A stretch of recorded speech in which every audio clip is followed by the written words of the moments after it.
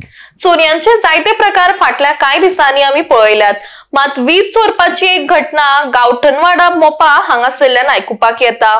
वीज खात्याचो एक अधिकारी चोरून वीज वापरता अशी कागाळ एका मनशान वीज खात्याकडेन केल्ली। उपरांत ताचे तपास करपाक म्हणून विजिलन्स खात्याचे मनीस थंय गेल्ले, मात तांकां कांय सापडूंक ना। उपरांत तांणी लागींच आशिल्ल्या आलिशान बंगल्याचेर धाड घाली, तेन्ना खंय तरी सत्य समोर आयले। ग्राउंड फ्लोराचेर मीटर बॉक्स आसा थंयच्यान कन्सिलिंग करून बायपासाच्या मदतीन पावर सप्लाय फर्स्ट फ्लोराचेर पावयल्ल्याचे तांकां नजरेक पडले। हांगासर 4 ते 5 एअर कंडिशनर तशेंच हेर इलेक्ट्रिक उपकरणांचोय वापर जातालो, अशें विजिलन्स खात्याच्या अधिकाऱ्यांनी सांगले। हो प्रकार लक्षात येताच तांणी मोपा पोलिसांक कळयले, तशेंच वीज चोरीच्या प्रकरणाक लागून एकूण 6,48,644 रुपयाची फायन त्या बंगल्याच्या मालकाक भरपाक लायली।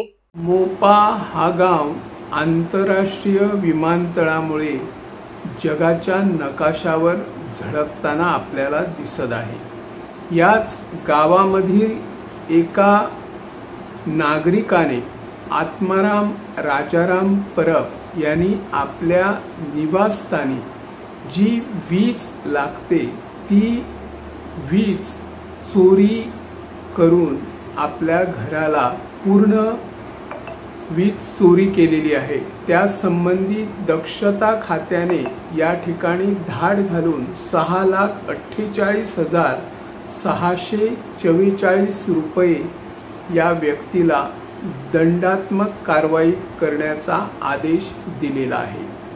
या व्यक्तीने कशा पद्धतीने वीज चोरी केली या प्रकरणी पूर्ण तपास पोलीस अधिकारी, वीज खाते, दक्षता खात्याच्या अधिकाऱ्यांनी केलेला आहे।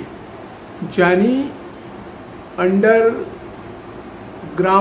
किंवा कन्सलिंग वायरिंग करून वीज चोरी केलेली आहे, जे कोणी कामही केले त्यांच्यावर पुढील कारवाई करण्यात येणार आहे, अशी माहिती वीज खात्याच्या अधिकाऱ्याने दिली। वीज खात्याच्या अधिकाऱ्यांकडे मोठ्या प्रमाणात दबाव तंत्राचा वापर संबंधित व्यक्तीने केल्याचीही खात्रीलायक माहिती मिळाली आहे। एका गावामध्ये रहिवासी घरामध्ये अशा मोठ्या प्रमाणात विजेची चोरी होणे हा मोपा गावात प्रथमच प्रकार घडलेला आहे।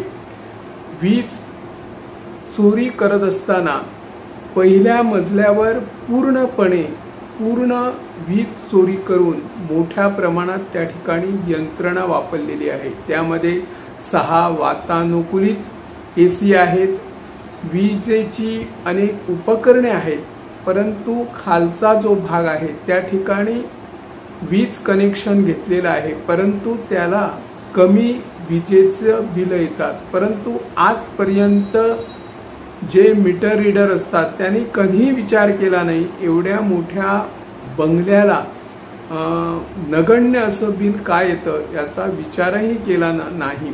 परंतु शेजारच्या एका नागरिकाने विजेची चोरी केल्याप्रकरणी परब यांची तक्रार केली आणि त्यानंतर दक्षता खात्याने या घराची झडती घेतली, त्यामुळे हे प्रकरण उघडीस आले आहे।